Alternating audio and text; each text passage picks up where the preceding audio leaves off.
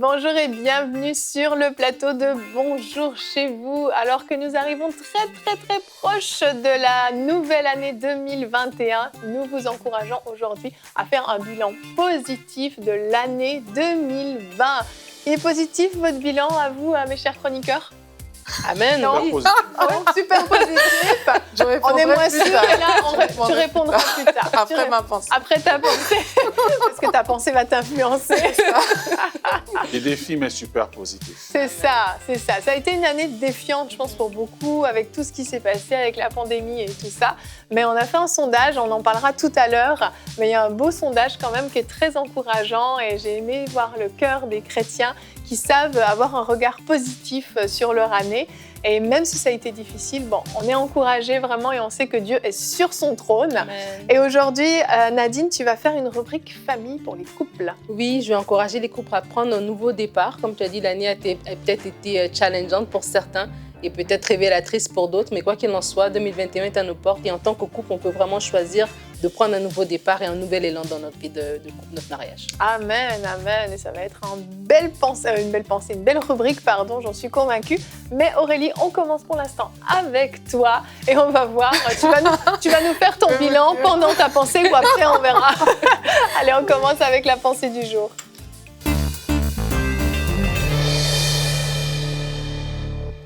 Alors, on connaît tous l'histoire de la création du monde qu'on retrouve dans Genèse. Et dans cette histoire, on voit que Dieu a marqué un temps d'arrêt après chacune de ses œuvres. Il a fait un bilan. Et ce qu'on voit aussi dans la parole, c'est qu'on dit « il vit que c'était bon ». Et pour l'homme, on dit même « il vit que c'était très bon ». Donc lui aussi, il avait une échelle. Il y avait le bon, il y avait du très bon. Et on voit en fait que pour chaque domaine, Dieu a fait une évaluation positive. Et là, on arrive en fin d'année. Et pour beaucoup, on va faire le bilan de notre fin d'année. Et trop souvent, on se repose et on se concentre sur les choses négatives de l'année. On va dire, mais 2020, c'était une année difficile. Il y a eu le Covid, j'ai perdu mon emploi, etc. La liste est longue en fonction des uns et des autres. On peut choisir de se concentrer sur ça, mais ce n'est pas l'exemple que Dieu nous a donné. Bien sûr, vous me direz, mais Aurélie, c'est Dieu, Dieu ne fait rien de négatif. C'est vrai, Dieu ne fait rien de négatif. Ça ne peut être que positif lorsqu'il s'agit de Dieu. Mais derrière cette histoire de la Genèse, derrière ce bilan que Dieu lui-même a fait, et une leçon qu'on peut tirer, c'est celle de se dire, je veux me concentrer sur ce qui est positif. Ça ne signifie pas qu'on va nier les choses qui n'ont pas été, mais c'est le positif qu'on va présenter à Dieu en fait. Donc on peut dire cette année, voici les bienfaits que Dieu m'a accordés. Au lieu de regarder aux choses qui n'ont pas été, on peut vraiment choisir d'ouvrir nos yeux sur tout ce qui s'est bien passé et vous verrez qu'il y a beaucoup de choses malgré les difficultés qui se sont passées dans votre vie. Alors pourquoi est-ce que c'est important de le faire ? Mais c'est parce que Dieu bénit ce qu'on a. La question a été posée à la veuve par Élisée, qu'est-ce que tu as? Elle a dit, j'ai de l'huile en fait. Et c'est sur la base de cette huile-là que son miracle a découlé. Pareil, quand on regarde l'histoire avec Jésus et les disciples, qu'est-ce qu'ils avaient? Ils avaient 5 pains et 2 poissons. Et des 5 pains et des 2 poissons, le miracle a découlé.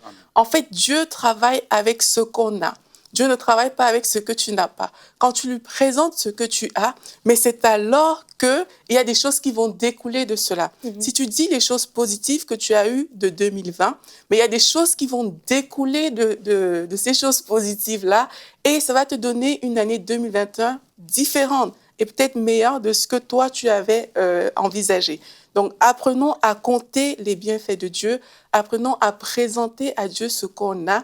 Et c'est vrai, et même pour moi qui vous parle aujourd'hui, alors que je faisais cette pensée, mais moi, j'étais peut-être trop concentrée sur le négatif en 2020, mais cette pensée a complètement changé ma façon de voir les choses. Je choisis désormais de me concentrer sur les choses positives et je vous renvoie à la question aujourd'hui, quels sont les points positifs de votre année 2020?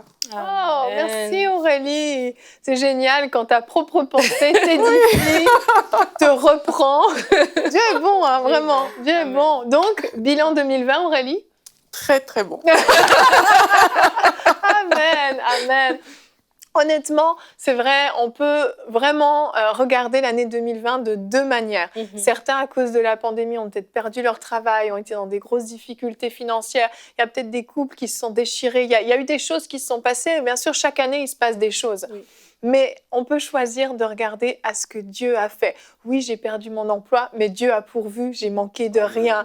Oui, mon couple est en difficulté, mais on est toujours ensemble, on tient fortement et grâce à la rubrique de Nadine, on va avoir une année 2021 bien différente. C'est toujours une histoire du verre à moitié plein ou à moitié vide. Ça paraît un peu basique comme point, mais c'est hyper important. On a besoin, nous, dans notre âme, d'apprendre à se réjouir, d'apprendre à être positif, à fixer nos yeux sur le positif. Effectivement, on ne fait pas de déni, comme tu le dis Aurélie, c'est pas ça l'idée. Non, tout a très bien été alors que c'est la catastrophe. Non, pas du tout. Mais on choisit de regarder, en fait, à ce que Dieu a fait. Ma santé, je suis en bonne santé. Ok, ça a été difficile dans certains domaines, mais je suis en bonne santé. Ma famille est en bonne santé. Il y a tellement de choses pour lesquelles on peut se réjouir pour cette année que ce serait dommage de passer à côté. Et notre verset du jour nous y encourage. Le psaume 103 au verset 2 nous dit « Bénis l'Éternel, mon âme ». Oui, parfois il faut parler à son âme et n'oublie aucun de ses bienfaits. Oui, on peut vraiment dire « Allez mon âme, on va se focaliser sur ce qui a été bon cette année, sur ce que Dieu a fait et on va regarder à tous ces moments qu'on a eus dans la présence de Dieu, à ces temps qui sont venus nous rafraîchir, toutes ces révélations qu'on a eues dans la parole de Dieu, les temps d'intimité avec Dieu pendant la période de confinement, etc., etc. Et finalement, on va se dire « Oh, bah, c'était pas une année si mauvaise que ça, en bout de ligne. » Absolument. Et j'aime bien le thème de l'émission quand ça dit est-ce que tu peux faire un bilan positif de 2020? Parce que particulièrement, je crois que cette année, en tant qu'enfant de Dieu, on doit se démarquer justement pour faire ce bilan positif parce que le monde a fait un bilan négatif et jour après jour, dans les nouvelles, on voit que ça va en s'empirant et le monde nous propose même un bilan négatif jour après jour. Et c'est vraiment à nous de prendre même cette position par rapport à cette année. Il y a des personnes qui ont vécu peut-être des challenges dans les années précédentes, mais je crois que le fait que cette année, ça a été comme un challenge global, il y a comme une espèce de verdict global qui veut être imposé à chacun de nous. Mais nous, en tant qu'enfants de Dieu, on doit faire justement ce que le psalmiste dit et n'oublier aucun de ses bienfaits. Donc, ça veut dire qu'il y a des choses que Dieu a fait dans nos vies, que peut-être parce qu'il y a quelque chose d'autre qui a l'air plus grand, on peut oublier des choses. Et de se dire, Seigneur, je ne vais oublier rien. Cette année, je veux me rappeler les fois où, je sais pas, je veux me rappeler juste le fait que j'ai ouvert mes yeux chaque matin, que j'ai pu mettre mes pieds sur le sol, que j'ai pu entendre mes enfants courir. Donc, c'est important alors qu'on arrive en fin d'année et des fois, on peut être appelé justement en fin d'année à prononcer même des paroles par rapport à l'année qui vient et pour se mettre dans une bonne disposition, soit de prière, soit de recevoir même une direction par rapport à l'année qui vient, soit même de prononcer des paroles dans notre couple, dans notre famille, au niveau de notre vie professionnelle, etc., de se mettre dans cette disposition du cœur du psalmiste, de je ne veux oublier aucun de ses bienfaits, je veux me rappeler de ce que l'Éternel a fait pour moi. Et vraiment, ça va nous aider à faire un bilan positif, pas par rapport à des avoirs, pas par rapport à, voilà, je devais être ici, à 28 ans, je m'étais donné telle chose à atteindre. Non, pas par rapport à des objectifs pareils, mais vraiment que le Saint-Esprit même nous révèle, en fait, et nous donne, voilà, cette révélation que oui, le Seigneur a fait pour nous des bonnes choses. Et vraiment, cette année, non, l'année a été bien par sa grâce, en fait. Amen. En fait, je pense aussi par rapport à ce que tu dis, Nadine, qu'on doit arrêter d'analyser sur la base de nos performances. On doit commencer à analyser sur la base de la grâce de Dieu. Amen. Quand tu analyses sur la base de tes performances, effectivement, tu vas voir toutes les choses que tu as manquées. Tu vas voir que oui, je devais être à tel endroit, je n'ai pas fait. Je devais écrire ceci, je n'ai pas écrit. Je devais enregistrer cela, je n'ai pas enregistré. En fait, tu te bases uniquement sur tes performances, sur la chose que tu as réalisée pour établir ton bilan. Mais quelque part, tu es en train de mettre de côté la grâce de Dieu, en fait. Mais il est temps qu'on se dise, je veux analyser mon année à la lumière de la grâce de Dieu. Amen. Qu'est-ce que Dieu a fait dans ma vie en cette année 2020? Et là, tu vas voir qu'il y a des choses extraordinaires qui se sont passées dans ta vie. Tu vas voir que tu as échappé à des dangers. D'ailleurs, si tu es vivant aujourd'hui, toi qui m'écoutes, ça veut dire que Dieu a déjà accompli quelque chose d'extraordinaire parce Amen. que ce n'est pas tout le monde qui s'est réveillé. Donc, apprenons à analyser vraiment, à faire notre bilan sur la base de la grâce de Dieu et non sur la base de nos performances personnelles. Amen. Et Omer, avant de te donner la parole, j'aimerais présenter notre sondage qui a été une grande source de bénédiction pour moi. Ce matin, je me suis réveillée tôt et je suis allée lire les commentaires. J'ai préparé les émissions, mais je suis allée lire les commentaires sur le sondage et ça m'a vraiment bénie. Donc, sur notre chaîne YouTube, vous savez, on vous propose régulièrement des sondages. Cette fois-ci, on vous a demandé, êtes-vous satisfait de votre année 2020 ? Et les résultats sont vraiment très encourageants. 12%, l'année a été très belle. 68%, oui, malgré les difficultés, j'ai gardé le sourire et gloire à Dieu pour votre bonne attitude. Non, la pandémie mondiale a gâché tous mes plans, 4%, et je veux bien croire que pour certains, ça a été vraiment difficile. Et 16%, l'année a été très difficile. Et vraiment, je crois que cette émission est pour vous, ces 16%. Soyez encouragés. Et quand je suis allée lire le témoignage en dessous, ça m'a tellement béni que j'ai dit je vais en lire quelques-uns. On ne fait jamais ça, mais j'avais vraiment envie parce qu'en fait, vous avez été nombreux à témoigner de comment a été votre année. Et il y a eu de magnifiques surprises. J'en ai pris que quelques-uns. Il y en avait des centaines et des centaines. Mais on a un témoignage d'une personne qui nous dit 2020 a été la plus belle, la plus magnifique de ma vie. Ma rencontre avec Christ a été pour moi une résurrection. Et il y a eu plein de nouvelles naissances. Un autre témoignage, l'année 2020 a été la plus belle de toute ma vie parce que j'ai véritablement rencontré le Christ. Je le connaissais depuis des années. Il m'arrivait de lui parler, mais nous n'étions pas intimes. Cette année, il s'est véritablement révélé à moi et c'est de loin la meilleure année de toute ma vie. Alléluia! Encore, j'en ai plusieurs. Cette année a été pour moi la plus belle car j'ai réellement rencontré le Seigneur. Je me suis fait baptiser, j'ai parlé en langue, j'ai vraiment vu la main du Seigneur, je suis bénie. Un autre témoignage, très belle année car c'est l'année de ma nouvelle naissance en plein confinement, en plus en avril. Gloire à Dieu, merci à MCI TV pour tous vos programmes super. Un autre témoignage, une année douloureuse mais qui finit victorieuse en Jésus. Il fait de nos combats les siens. J'ai trouvé ça très très encourageant. J'en ai encore deux. Malgré les difficultés, vos émissions m'ont permis d'être inébranlable. Dieu vous fortifie de plus en plus, soyez bénis et vos greniers soient remplis au nom de Jésus-Christ. On dit Amen pour MCI. Et un petit dernier qui m'a beaucoup touchée. Oui, l'année a été très belle pour moi à cause de MCI TV. J'ai découvert cette chaîne en cette année et j'ai vraiment été bénie par vos émissions. C'est un mini échantillon. Je vous invite vraiment à aller sur l'onglet communauté de notre chaîne YouTube. Ça m'a tellement encouragée de voir toutes ces personnes qui sont nées de nouveau. Je me suis dit, elles ont toutes dit c'est la plus belle année de ma vie. Et il y en a beaucoup. Est-ce que leur année 2020 a eu des difficultés ? Oui. Est-ce qu'ils ont peut-être même subi des persécutions à cause de leur nouvelle naissance ? Oui. Est-ce qu'il y a eu des combats ? Oui. Mais ce qu'il en ressort, c'est la plus belle année de ma vie parce que c'est l'année de leur nouvelle naissance. Exactement. Et en fait, cette disposition de cœur nous encourage, nous qui sommes plus anciens dans la foi, à nous laisser inspirer par ces nouveaux croyants qui ont réussi à avoir un regard tellement positif sur cette année, alors que certainement il y a eu des difficultés, mais parce qu'ils ont rencontré Jésus-Christ, juste ça a été l'élément qui a fait que cette année a été magnifique. Alors moi, je veux dire que mon année 2020 a été merveilleuse parce que je connais le Seigneur, parce qu'il est dans ma vie et qu'il est une source de bénédiction pour moi. Voilà, c'était ma petite surprise. On a beaucoup aimé cette surprise. Je suis contente. Je pense que c'est super. En fait, en conclusion de ce que je pense qu'Yveline disait, oui, nous voulons reconnaître les gens pour qui ça a été difficile. C'est vrai. Il y a des gens qui ont beaucoup perdu. C'est vrai. Mais à eux, je crois que le Seigneur dit aujourd'hui, comme il dit au peuple d'Israël dans Isaïe, ne pensez plus aux événements passés. Voici, je veux faire une chose nouvelle. 2021 arrive avec des nouvelles opportunités, des nouvelles opportunités, de nouvelles grâces, des nouvelles bénédictions. Dieu va vous récompenser pour tout ce que vous avez perdu. Dieu va s'occuper de vous, il ne vous abandonnera pas. Et ça, j'aimerais vraiment vous donner cette parole comme un encouragement.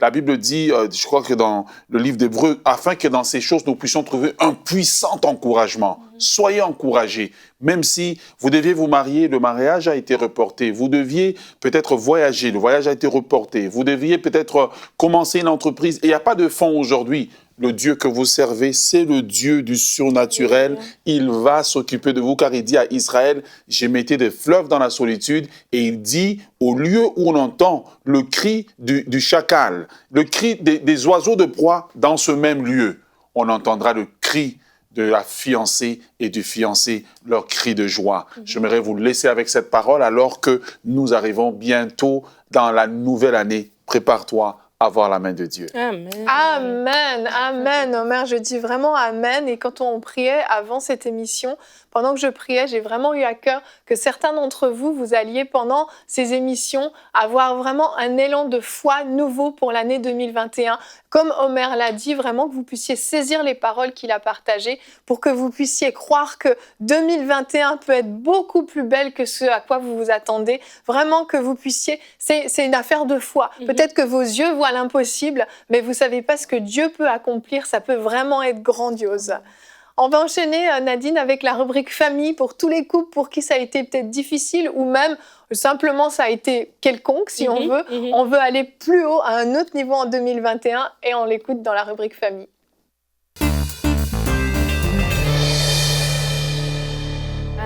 Yveline, j'ai beaucoup aimé ce que tu as dit par rapport à avoir cette foi par rapport à la nouvelle année. Et en tant que couple aussi, des fois, on doit manifester justement cette foi. Parce qu'on a parlé de 2020 et dans cette année, il y a eu un confinement. Ça veut dire des couples qui étaient ensemble 24 heures sur 24, 7 jours sur 7. Peut-être il y a eu des stress au niveau des finances, etc. Il y a les églises qui étaient fermées, donc peut-être pas le soutien des frères et sœurs. Même en ce moment encore, il y a encore des confinements dans certains pays. Exactement. Donc toutes ces choses-là, ces habitudes qu'on avait peut-être qui ont été aussi chamboulées. Et chaque personne réagit différemment dans des situations de stress. On avait fait une rubrique famille par rapport à ça. Donc il y a un état de lieu à faire par rapport à l'année 2020. Et en tant que couple, on peut aussi des fois faire un bilan négatif et se dire, est-ce que mon confinement, peut-être pour certains, c'était une bénédiction, mais pour d'autres, on est conscient que ça peut-être aussi été un calvaire, ça peut-être été difficile parce que la maison était petite, parce que voilà, on était chacun sur les nerfs, etc. Mais c'est important, alors qu'on fait un bilan, alors qu'on se dit, cette année, on va repartir, on prend un nouveau départ, on parle de prendre un nouveau départ, c'est important de choisir de s'aimer. Et choisir de s'aimer, c'est de dire, en fait, on va choisir, c'est un choix qu'on va faire. On va se choisir de s'aimer pas par rapport à ce que le monde nous dit, pas parce que quand on aura une grande maison, on aura ceci, on aura cela. Mais aujourd'hui, avec ce qu'on a, on choisit de s'aimer pour pouvoir aller dans 2020. Et choisir de s'aimer à partir de ce que la parole nous dit. Et je vous invite en tant que couple de méditer, de revoir Éphésiens 5 et de méditer sur ces rôles que la parole de Dieu nous dit par rapport au rôle de chacun d'entre nous. Mais pas de méditer dans un rôle, toi, tu dois m'être soumis, moi, je dois t'aimer. Non, de dire en fait, voici le cadre que la parole de Dieu nous inspire à avoir et on va se soutenir mutuellement, on va se respecter mutuellement, on va s'aimer, on va vraiment se décider, non, on prend un nouveau départ, on rentre dans cette année vraiment de cette manière-là, peu importe ce que 2020 a été, mais d'avoir cette foi, de dire voici le plan de match, voici ce que Dieu nous propose comme plan parfait dans sa parole. Et ça va nous amener un couple épanoui. Et peu importe ce que 2020 a été, mais 2021, vraiment, notre couple va prendre un nouveau départ. Amen. Et choisir de s'aimer, c'est aussi de prier ensemble. Ça, c'est un deuxième point. Alors qu'on rentre dans une nouvelle année, vraiment, s'il y a des couples qui ne priaient pas ensemble, cette année, c'est l'année de le faire. Ça amène votre couple à un nouveau stade d'intimité, un nouveau stade de soutien mutuel lorsqu'on prie ensemble. Parce que lorsqu'on prie ensemble, le diable, déjà, il a perdu parce qu'il voit qu'on est plus fort. Il ne peut plus venir dans l'oreille de l'un ou de l'autre murmurer des paroles. Il voit qu'on est plus fort, on est cette unité. Et lorsqu'on prie ensemble, on reçoit aussi des choses. Et on a parlé de 2020, peut-être des challenges, etc. Peut-être là, vous arrivez, OK, peut-être faut qu'on déménage, peut-être faut que, voilà, on trouve un nouvel emploi, peut-être faut qu'on fasse ceci pour les enfants. Toutes ces décisions-là, au lieu de les prendre dans la chair, chacun réfléchit de son côté, c'est de dire, lorsqu'on prie ensemble, il y a des choses des fois que moi je vais recevoir, que je vais pouvoir communiquer à l'autre, que l'autre va recevoir, qui va pouvoir me communiquer. Ou des fois, juste dans la prière, ça va nous solidifier en fait. Et prendre un nouveau départ, c'est de dire, on va prier ensemble. Prier ensemble va vraiment nous permettre de marcher d'un même accord. Quand on voit Joseph était un homme de prière, le mari de Marie. Marie était une femme de prière parce que l'ange de l'Éternel est venu la voir. Et tu vois que même, ils ont eu des choses, vraiment, des gros challenges dans leur vie. C'est sûr. Et ils étaient conduits par l'Esprit. Joseph a dit, OK, Marie, viens, on doit aller avec le petit enfant au pays d'Égypte et tout ça. Et donc, des fois, il y a des choses qu'on peut faire. Et si on est dans la chair, on va se tirailler, etc. Mais lorsqu'on prie ensemble, OK, oui, Joseph, tu as raison. Je sais que Dieu te conduit, je sais que Dieu t'inspire. Et ça va vraiment aider notre couple. Et se pardonner mutuellement est un autre point. Faire table rase par rapport à l'année passée.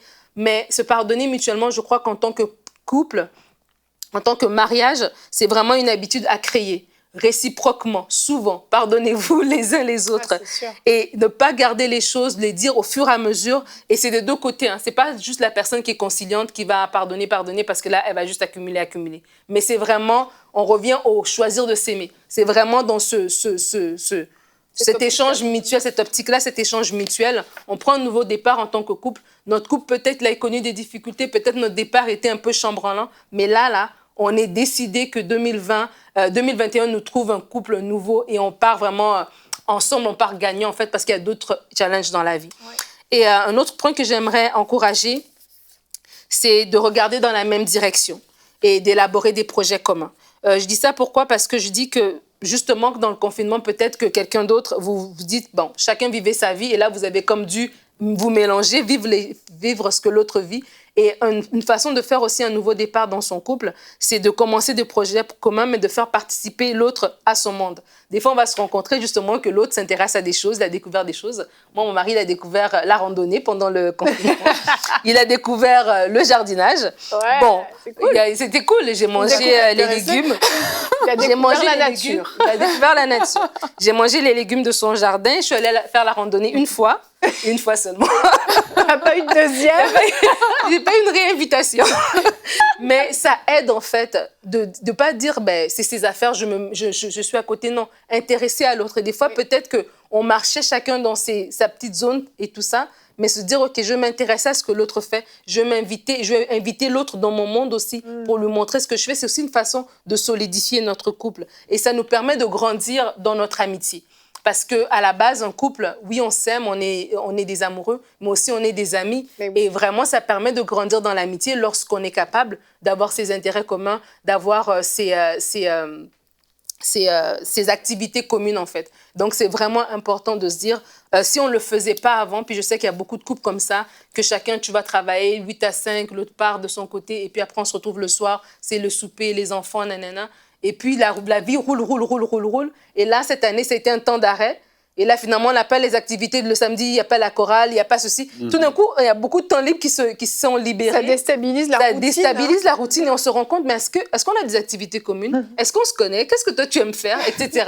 Et donc, vraiment, ne pas prendre ça comme quelque chose qui va nous déstabiliser, nous faire perdre nos repères, mais au contraire, une opportunité de dire, tiens, il y a une zone d'amélioration à avoir. Il y en a qui ont sorti les jeux de société dans ces moments-là, qui ont enlevé la poussière sur les jeux de société. Ça, c'est vraiment important. Et apprendre de nos erreurs, de refuser l'amertume aussi. Parce qu'on a parlé de cette année comme étant une année de bilan et peut-être certaines personnes, on a eu 20% de personnes dans le sondage, en tout cas, qui ont eu un bilan négatif. D'apprendre de nos erreurs pour dire, pour ceux pour lesquels le confinement était difficile, apprenez de vos erreurs. Oui. Refusez l'amertume, dites non à l'échec en 2020. On voit vraiment, il faut vraiment avoir cette optique, Aurélie le disait dans sa pensée, de voir les choses comme une opportunité d'apprentissage. Moi, j'ai envie de dire, un échec est une opportunité d'apprentissage. Thomas Edison, qui a inventé plein de choses, le disait qu'il n'a pas échoué. C'était quoi oui. Je n'ai pas échoué, mais j'ai découvert 10 000 façons que ça fonctionnait pas. De ne pas le faire. Voilà. Et je trouve que c'est une belle façon d'aborder les choses, en fait. Parce que des fois, dans notre couple, justement, je parlais de l'importance de la prière. Si on ne prie pas, l'ennemi va présenter nos échecs comme étant des faits, en fait. Comme étant, ben voilà, vous avez échoué, vous ne vous entendez pas, donc voilà. Un peu comme on a parlé hier de la perte de l'engagement. Mais si on est dans la prière, alors ces échecs-là ne sont pas des échecs, c'est des opportunités d'apprentissage. Okay, la saison d'avant, j'ai fait telle chose, tu as fait telle chose, on ne s'est pas compris à tel niveau, mais parce qu'on sait que le mariage est une grâce de Dieu, c'est une bonne chose dans cette nouvelle saison, voilà. On est rempli de l'esprit, on consulte le Seigneur, on reçoit sa directive, ses directions pour pouvoir mieux faire les choses. Et mon dernier point, c'est un point que j'aime beaucoup, se fortifier et se célébrer. Et fortifier son couple, c'est important. On fortifie son couple de plusieurs manières. On fortifie son couple en s'entourant des couples qui, eux aussi, sont épanouis et qui valorisent le mariage. C'est vraiment important. On parle de faire des bilans. Il y a certains couples, faites le bilan de votre entourage en 2021. Oui. Peut-être votre entourage est en train de plomber votre couple. Faites le bilan pour dire, je vais veiller à mon entourage. Je vais m'entourer des personnes qui vont me dire, oui, c'est bon, ça va aller, c'est beau le mariage. Pas des gens qui vont me tirer vers le bas. C'est important de veiller sur son couple. Se fortifier, c'est aussi s'outiller. Il y a des séminaires, il y a des séminaires en ligne, il y a des livres qu'on a présentés ici, il y a des émissions qui ont été faites ici à Parole de Femme, à Bonjour chez vous, il y a des In-Studio. Il y a plein de choses qui vont venir nous enseigner sur les bonnes bases du mariage. Alors si l'année 2020 était difficile, on dit que ce n'est pas un échec, c'est un apprentissage. Là, maintenant, je m'outille. On va s'outiller pour savoir comment est-ce qu'on peut faire. On n'est pas obligé de vivre nos défis tout seul. On n'est pas obligé de se débrouiller tout seul. On n'est pas les premières personnes qui traversent ce qu'on traverse. D'autres couples ont eu des petits-enfants, géré des enfants de bas âge, gérer des parents malades, gérer un stress financier. On n'est pas les premiers à traverser. Donc, on n'est pas obligé d'y perdre nos plumes. Donc, si on s'outille, si on se renseigne, ça va pouvoir nous aider à ne pas jeter l'éponge, à ne pas baisser les bras. Se fortifier, c'est aussi consulter si besoin. Je sais que c'est un peu tabou de le dire, mais des fois, on a besoin de consulter un thérapeute chrétien, mais un conseil pastoral. Votre pasteur, il est là aussi. Il est là, c'est un berger. Il est là pour vous accompagner. Ce n'est pas juste le dimanche matin. Et si vous avez besoin d'aide, si vous avez des difficultés, levez le drapeau, dites-le. Écoute, nous, ça ne va pas. Voici où est-ce qu'on ne s'entend pas. Et demandez de l'aide. Et ça va vraiment vous aider. Et célébrez. Célébrez vos victoires. Célébrez votre couple. Célébrez votre mari. Je te célèbre, Mère Kabouya. C'est mignon. Célébrez votre couple. Célébrez et parlez la foi sur votre mariage. En 2020, cette année, l'année où on va encore plus loin. On grandit dans notre intimité. Amen. On voit dans la même direction. On a des projets communs. Je reçois A, il reçoit B. Et ensemble, tu vois, on a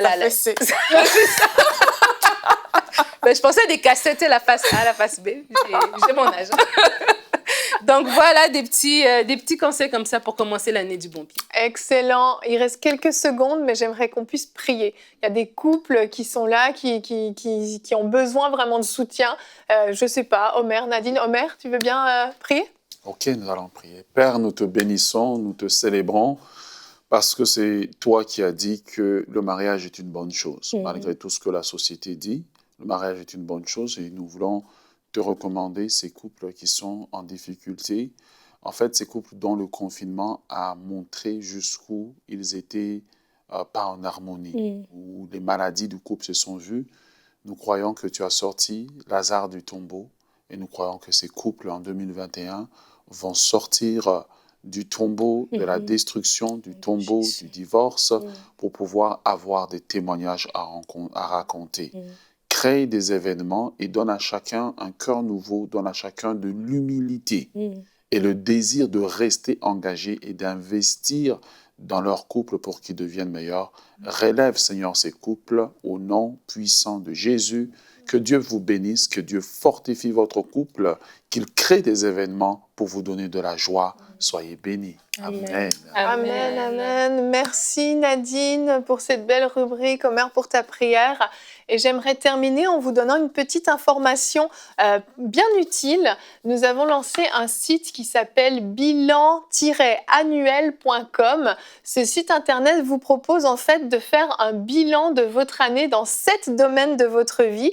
Donc ça commence avec une auto-évaluation qui dure à peu près 1 minute. Ensuite, il y a un petit test, simplement des questions à répondre avec un certain niveau de satisfaction ou non. Et vous avez un résultat à la fin qui vous propose un bilan de votre année. Alors bien sûr, le but, c'est d'avoir un regard positif sur l'année 2020. Ça ne remet pas du tout en question, mais il faut aussi être réaliste. S'il y a des choses qu'on doit améliorer dans notre vie, s'il y a des domaines de notre vie dans lesquels on doit pousser plus loin, on doit s'améliorer dans le mariage, dans notre vie spirituelle, notre vie de prière, etc., ben c'est bien de le savoir pour avoir des objectifs pour l'année 2021. Donc, je vous invite à aller sur le site bilan-annuel.com pour aller répondre à cette évaluation qui, à mon avis, va être utile à plein de monde.